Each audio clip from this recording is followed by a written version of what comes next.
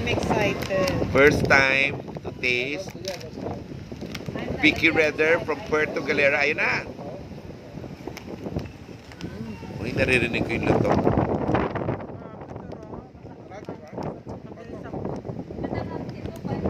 Naririnig ko yung luto nga. Dalawa agad. Dalawa agad lasa. Sarap. Hindi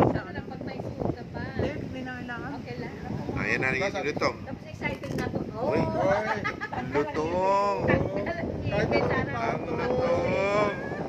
Pakita mo yung ano. Ano yan? Ano yan? Yan.